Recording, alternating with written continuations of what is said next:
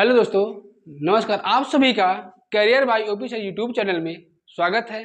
प्यारे भाइयों बहनों, मैं आप सभी को इस यूट्यूब चैनल पर बेसिक मैथ पढ़ा रहा हूं, जिसमें हमने इसके पहले वाले वीडियो में ये शुरू किया था घातांकी नियम क्या होता है।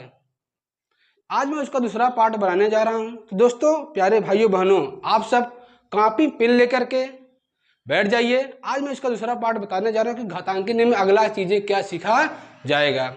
अगर आप लोग चाहते हो घातांकी नियम सीखना, तो आप सभी को गुणनखंड और पूर्णांकों पर संक्रिया आना बहुत जरूरी है। अगर नहीं जानते हैं, हमने इन सभी का वीडियो बना दिया है। आप जा करके वहां से इन सभी वीडियो को देख करके तब आप इस वीडियो पर विजिट करेंगे ना, तो ये चीजें जो मैं पढ़ाने जा रहा हूँ घातांकी नियम बेहतरीन तरीके से समझ में आएगा।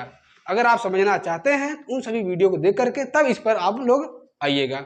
और साथ ही साथ जिन भाइयों बहनों को, जिन प्यारे विद्यार्थियों को बेसिक मैथ नहीं आता है, अगर आपके भाई बहन हो जो बेसिक मैथ सीखना चाहते हैं, आप लोग हमारे इस यूट्यूब चैनल से उनको जरूर जोड़िएगा। और ये काम और करिएगा। फ्री वाला काम क्या जानते हैं? आपको पैसा नहीं देना पड़ेगा।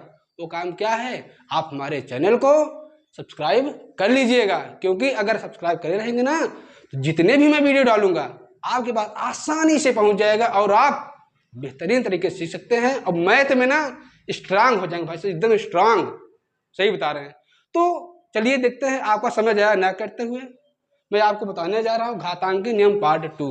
और मैं ये भी बता दूं प्यारे भाइयों बहनों, मैं हाई स्कूल का जो मैथ और साइंस है, जो आपके एग्जाम में, बोर्ड एग्जाम में जो क्वेश्चन आता है, जो बार बार आता है, उन सभी का भी मैं क्वेश्चन बता दिया हूं। शायद हो सकता है कि अगले अलग पार्ट में डाल दिया जाएगा। और आप लोग जो भी चाहते हैं 70 में 70 लाना, आप उस सभी वीडियो को जरूर देखिएगा, ताकि आपका जो मैथ या साइंस हो 70 में 70 एक भी कम ना हो। चलिए मैं शुरुआत करता हूं। आज आपका है घातांकी नियम पार्ट 2। देखिए, तो कल हमने बताया था कि जब किसी समान संख्या का बार बार गुणा होता है, तो जितनी बार गुणा होगा उसके ऊपर इतना लिख दिया जाएगा। जैसे हमने बताया था कि ए गुणे ए गुणे ए गुणे ए, यहाँ 4 बार लिखा गया है। कितनी बार लिखा गया है? 4 बार। तो इसको क्या लिखेंगे? ये 4 बार गुणा, तो यहाँ लिख देंगे ए। कई बार है? 4 बार, तो यहाँ लिख देंगे 4। अब जैसे हमने कहा कि x गुणे x गुणे x गुणे x, अब हमने कहा ऐसे कई बार गुणा है? हमने कहा 20 बार। कितनी बार? 20 बार। तो आपने देखा जैसे यहाँ a का गुणा 4 बार हुआ तो a घाते 4 लिखा गया। वैसे ही x गुणा कई बार हुआ है? 1 2 3 4, ऐसे कहाँ तक? 20 बार गुणा हुआ है। हम क्या लिख देंगे? x के घाते 20 लिख देंगे। तो उम्मीद करता हूं आप सब बढ़िया से बैठ करके इसको नोट करते होंगे और समझ में भी आया होगा। जी बिल्कुल। तो देखिएगा, तो ये चीजें हमने कल बताया था। अगर ऐसे अगर बटे में होता, जैसे हमने लिख दिया x बटे वाई गुणे x बटे वाई गुणे x बटे वाई, ये चीज 3 बार है, इसको ऐसे लिखा जाएगा x बटे वाई। अब पूरे का घात क्या हो जाएगा? 3, क्योंकि 3 बार गुणा हुआ है। तो ये है आपका घातांकी नियम। अभी मैं इसका कोई नियम नहीं शुरू किया हूं। अब मैं बताने जा रहा हूं कि घातांकी नियम में क्या होता है। एक होता है कि जब गुणा में आधार बराबर हो, गुणा में आधार बराबर हो, घातों जोड़ते हैं कि घटाते हैं, क्या होता है? आप लोग जानना चाहते हैं तो कमेंट जरूर करिएगा। और बगल में ना बेल आइकन का प्रेस है, उस घंटे को एक बार बजा दीजिएगा, ठीक? और ताकि हमको भी हौसला मिले। अगर पसंद आ रहा हो तो बेल आइकन का जो बटन है उसको दबा दीजिएगा, हमको भी हौसला मिलेगा, हाँ मेरे नन्हे मुन्ने प्यारे बच्चों को चीजें समझ में आ रहा है। देखिएगा, इसमें जो पहला नियम है कि जब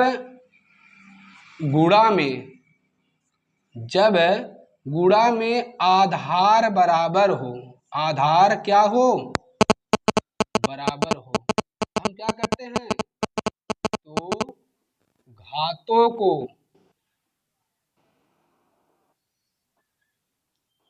जोड़ देते हैं। हमने क्या कहा, जब भी गुणा में आधार बराबर नीचे वाला तो हम घातों को क्या करते हैं, जोड़ देते हैं। जैसे हमने लिख दिया a घाते 7, फिर a घाते 5, a घाते 3, कितनी भी बार हो इससे मतलब नहीं। अगर गुणा के रूप में है और आधार बराबर है तो आप क्या करोगे, घातों को जोड़ दोगे। कैसे जोड़ोगे, आधार सभी का a है तो यहाँ लिख देंगे a, घात क्या है 7 है, 5 है, 3 है, 7 + 5 + 3, ये हो गया आपका 7, 5, 12 और 3 कितना हो जाएगा 15। यही रूल है घातांकी नियम का, जो गुणा रूल है। अगर आधार बराबर रहेगा तो घातों को हम क्या कर देंगे, जोड़ देंगे। जी आपसे भाई साहब कहाँ नजर है, भाई साहब इधर देखो यार, बोर्ड की तरफ देखो जो मैं पढ़ा रहा हूँ। अगर इधर नहीं देखोगे समझ में नहीं आएगा। अगर आप चाहते हो समझना तो आपकी निगाह चील की तरह होना चाहिए, सीधा बोर्ड पर होना चाहिए। इसलिए आप लोग यहाँ पर देखिए, ठीक है भाई साहब, गुड़िया आपसे कह रहा हूँ, सुनिएगा।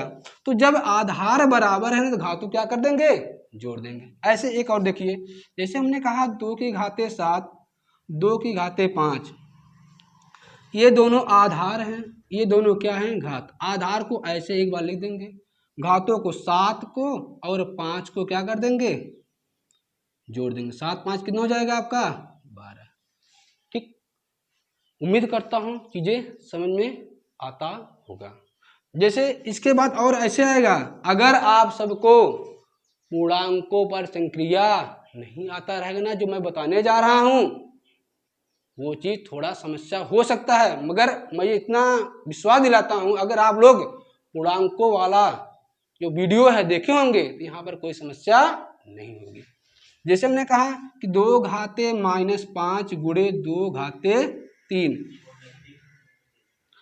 अगर आप लोग पूर्णांकों जो संक्रिया वाला वीडियो है अगर नहीं देखे ना तो आप सभी से यही कहना चाहूँगा उस वीडियो को देख लीजिए। अगर वो देख लेंगे उस चीज समझ में आ जाएगा ना, ये चीज क्या, ये तो आप उड़ा दोगे ऐसे चुटकियों में उड़ाओगे। इसलिए उसको देखो, उसके बाद ये चीजें लिखिएगा ताकि बेहतरीन तरीके से समझ में आए। अब देखिए 2 घाते -5 है, 2 घाते 3 है। अब यहाँ आ गया माइनस, क्या करोगे, हमने बताया है अगर आधार बराबर है तो घातों को जोड़ देंगे। -5 में आप 3 जोड़ोगे, क्या करोगे आप 3 को जोड़ोगे। समझ पा रहे हैं। अब आपने पढ़ा होगा प्लस और माइनस क्या होता है। हाँ हाँ जी आपसे हंसो मत, इधर देखिए पढ़ाया था ना, भूल गए हो ना बाबू, भूलना नहीं है, इसको पढ़ना है। तो क्या है कि ये माइनस है, ये क्या है प्लस माइनस क्या होता है, घटता है। आधार तो वही रहेगा।